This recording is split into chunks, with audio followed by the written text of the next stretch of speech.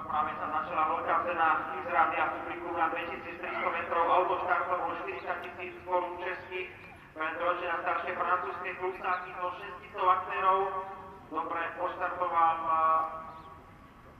Novák, Ropa de Pikane, ktorý je na prvej pozícii, na druhom míste potom Tacer, takže český základ vpredu pred svojimi boxnými kolegami, ktorí sú v predsilách. Ale teraz už sa tam zvonka posúva Vieslávka už a tradične ako inak zvonka slúke Nikisi Joselin, ktorá sa posúva už na druhú pozíciu. V polovici cieľovej rovinky pri skúšenom prebiehaní sú 1800 metrov pred cieľom sa poradie včera nemení. Je to Ropa de Pikane a takisto aj Tacer na tretej pozícii Nikisa Joselin.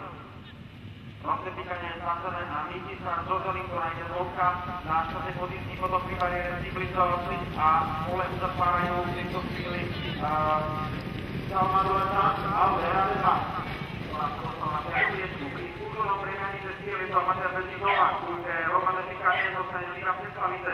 Druhá je potom sériová víťazka v jarnej časti sezóny, Tacer je Slovenska s Svobodou.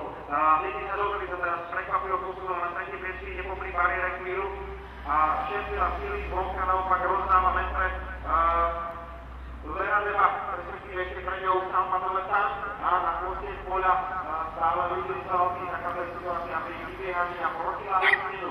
Všetkých 6 aktérov má teoretický šancu na úspech, ale veľmi dobre reží český zástupca Ropa de Pikane, ktorý to naozaj rozvalil od úvodných metrov a udržiavací dokonca na natiahol metrov a má zhruba 5 svojich nápor na druhej pozícii podobne Tacer, ktorú v predošlom zápolení amatérských voľničársky majstrovstiev Európy nezvládol a vlastne teraz ide stabilne Jižimu Svobodovi na druhej tretej priečke, ale už zdá sa má toho momentu byť Svoboda vzdialenejší, ale Tacer takzvaný svojich naušiach a ide cez Nikisa Joselin a takisto sa snaží ešte zautočiť aj Salvador Sanz a takisto Vera de Paz na poslednej pozícii stále Ciblizovci.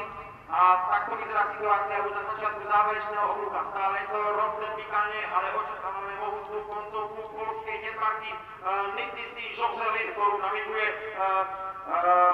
Česlav Kaluža pre Stát Lucky Star. 11-ročná branka sa rúkne do cieľovej roviny s plnými šancami zvonka. Pri bariére ešte útočí Bedřich Novák, slnke Ropa de Pikane.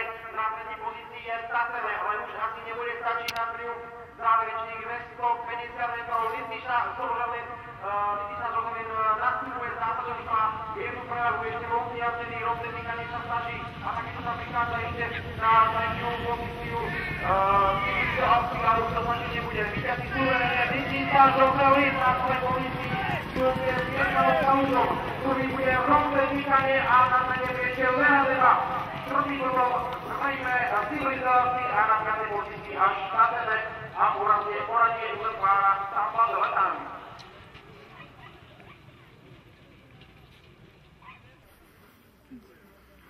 Štartovacia odloženie v pohybe.